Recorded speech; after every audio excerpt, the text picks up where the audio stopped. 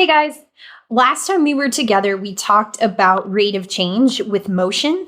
So we talked about that ladybug moving on a branch. We talked about position, velocity, and acceleration. And we talked about how to tell if you're speeding up or slowing down.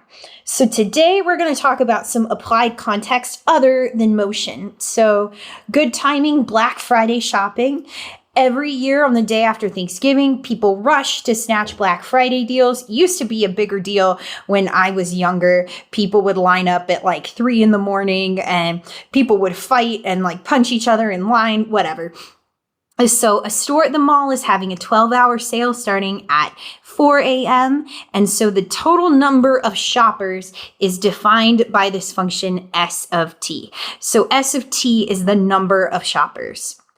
We want to write a function that gives the rate of people entering the store. So how do we determine rate from number? Well, remember S of t gives output.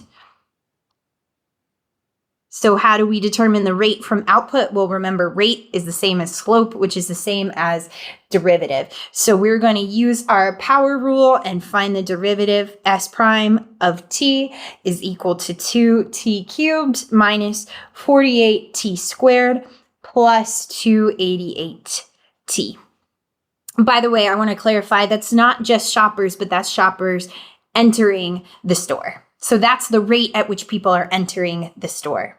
So what is the rate of the shoppers entering the store at 7 a.m.? Well, remember the sale starts at 4 a.m. So we are looking at 7 a.m., which is 3 hours into the sale. So we'll evaluate, and you can use your calculator for this. S prime of 3, we're going to substitute 3 into our formula, and we end up getting 486.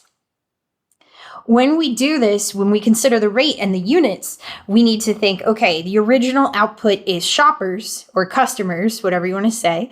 So our rate is going to be change in Y over change in X, which is shoppers per hour. Okay, so now some new information is on the scene. We know the rate of people entering the store. The rate of people entering the store is given right here. And remember, this was the output.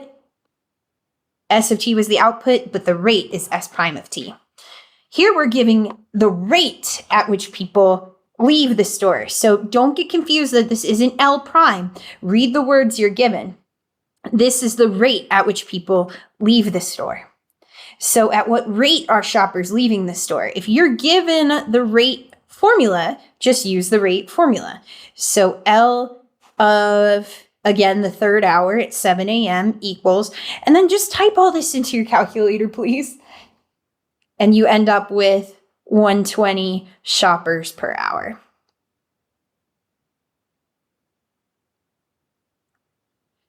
So is the number of shoppers in the store increasing or decreasing at 7 a.m.? And how do you know? Well, we know how fast people are entering the store at 7 a.m. They're entering the store at a rate of 486 shoppers per hour. And we know how fast they're leaving the store at 7 a.m. They're leaving at a rate of 120 shoppers per hour. So is the number of shoppers increasing or decreasing? It's definitely increasing. How do we know? Increasing because the rate of shoppers entering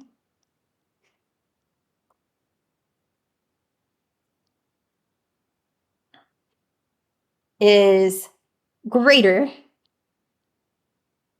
than the rate of shoppers leaving.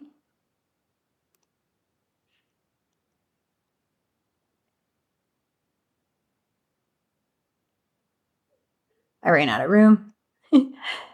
At t equals 3. And you can also say at 7 a.m. They mean the same thing. So now we're going to write an equation h of t, and that's going to give a rate as well. But it's not going to give a rate of entering, which we already have. It's not going to give a rate of leaving, which we already have. It's going to give a rate of the number of people in the store. So how do we calculate that? Well, we know the number. Well, first we're going to use h of t for the number of people in the store is going to be given by the rate of people entering, which we're given up here as S prime of t, minus the rate of people leaving, because people entering the store will increase the number and people leaving the store will decrease the number. Again, please don't be fooled that one of these has a prime and the other one doesn't. Remember, we had to find the rate of people entering, but we were given the rate of people leaving. We didn't have to find it manually. So we're going to use our calculator to sketch the graph of the function. So when we say sketch, it doesn't have to be perfect. We just want it to be close enough that we can see what's going on. So I'm going to put some key values on here. You may, of course, put this into your Desmos graphing calculator and grab some points that way.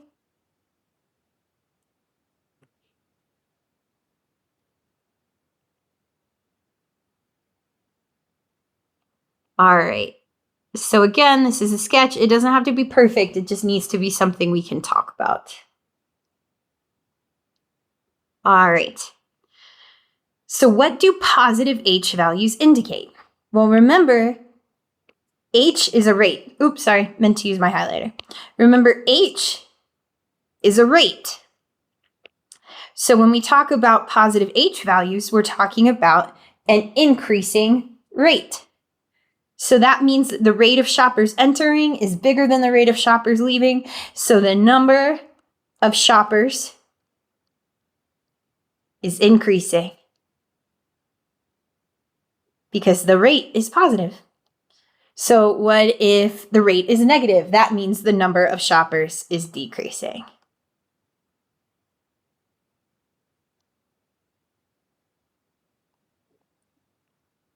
So at what time, if any, is the rate of people entering the same as which the rate of people are leaving? Well, yeah, we can figure that out. We want to know, is the rate of people entering ever equal to the rate of people leaving?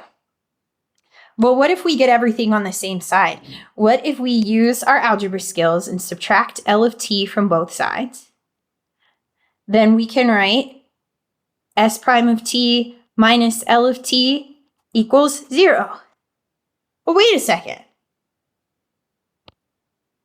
S prime of t minus L of t is the difference between shoppers entering and leaving, and it's also our H of t. We have it graphed. So we want to know, does that ever equal 0? You may have landed on that intuitively, but I wanted to show you algebraically where it came from. So if you are on Desmos, which you need to be, this occurs,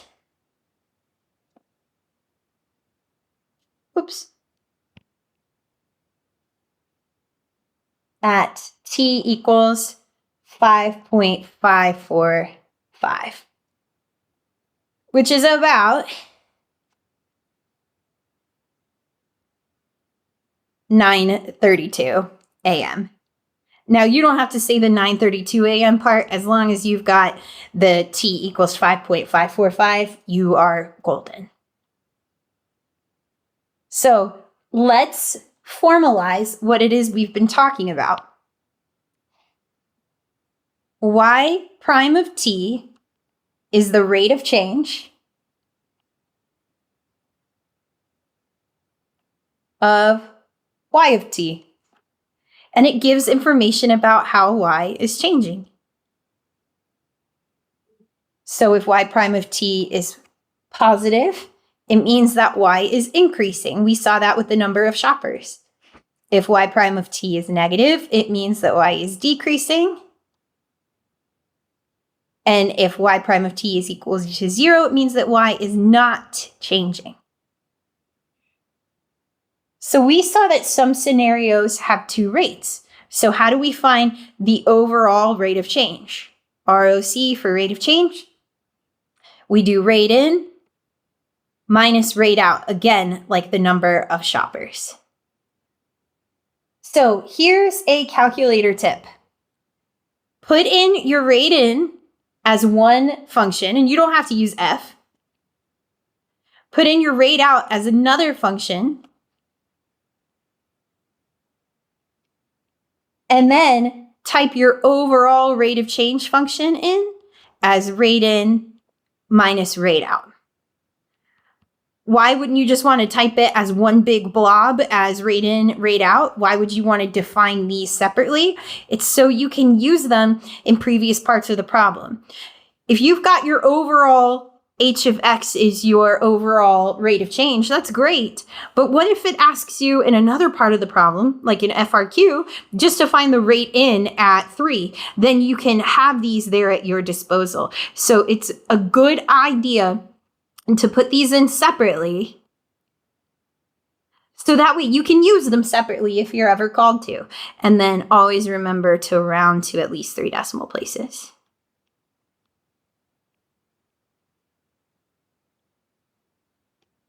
Okay. So let's do some examples. We've got a company that manufactures ergonomic office chairs. Okay, just a heads up, this problem is weird. The way profit works doesn't make a lot of economical sense. So just dig into this for the math of it. But when you realize the more chairs they sell, the less profit they're making, it doesn't make any sense. Don't worry about it. Just go through the problem with me. So we know that they have a profit function given to us here, P of X, where the profit is in thousands of dollars, and they're selling hundreds of those ergonomic office chairs. So find an equation for P prime. We can do that using our good old power rule, so negative 10x plus 120.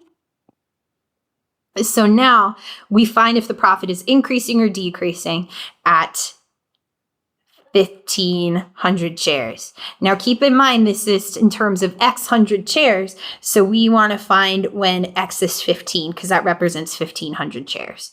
So we're going to find P prime of 15. Again, I don't mind if you use your calculator for this. Substitute 15 in, you get negative 30. So what did we learn? We learned that if the rate is negative, it means that the profit is decreasing. So profit is decreasing because P prime of 15 is negative. Is the company's profit increasing faster when selling 200 chairs or 1,000 chairs? Explain. So we want to find how the profit's moving at P prime of 2, which is 100. And we want to find how the profit's moving at P prime of 10, which is 20. And those are both positive numbers, but we'll find that the profit is increasing faster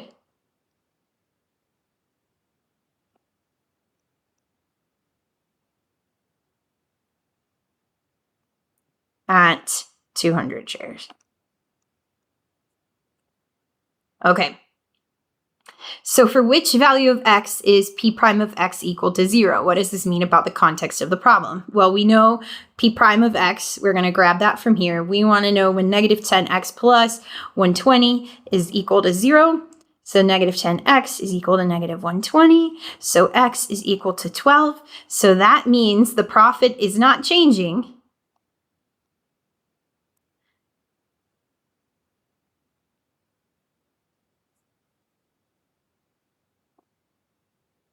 When the company makes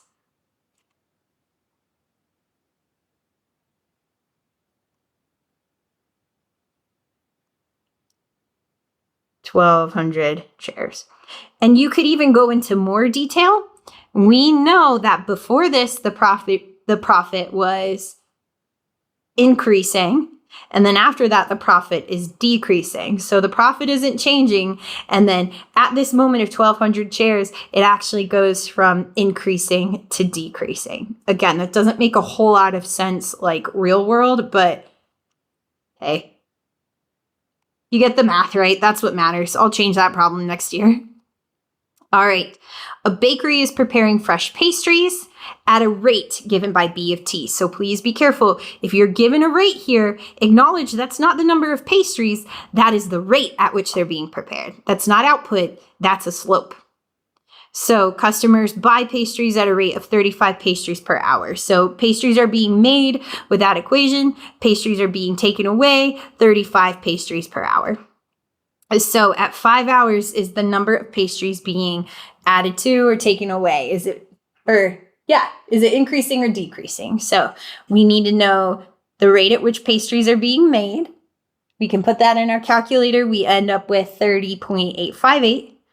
And then the rate at which pastries are being taken away, we can give that E or R. Let's do R for removed. It's always going to be 35 no matter what. So we know that the number of pastries is decreasing. The pastries are decreasing because they're being removed faster than they're being baked.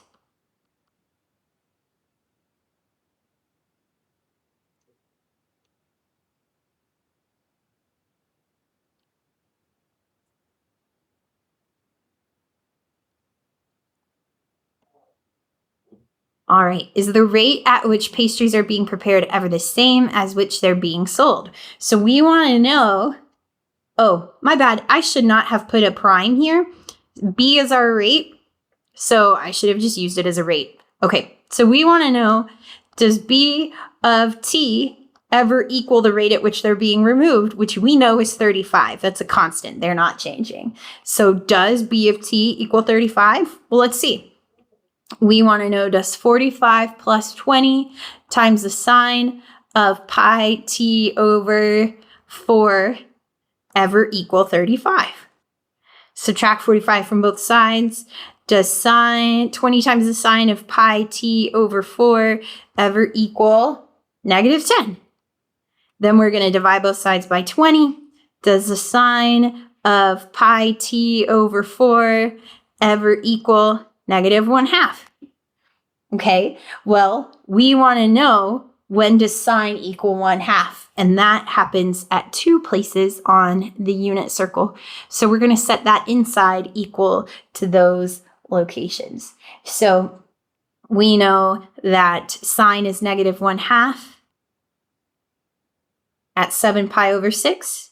And we also know that sine is -1/2 at 11 pi over 6. Oops.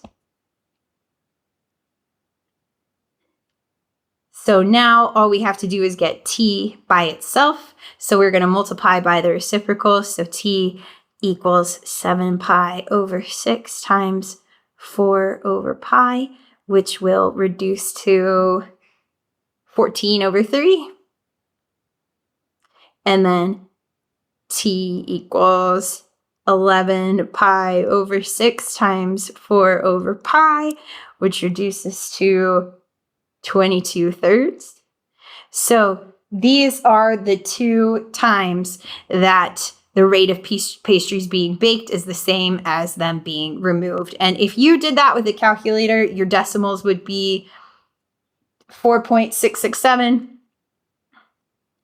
and 7.333. All right. Last one. So this is Janet's driveway. This has shown up on several AP exams in the past.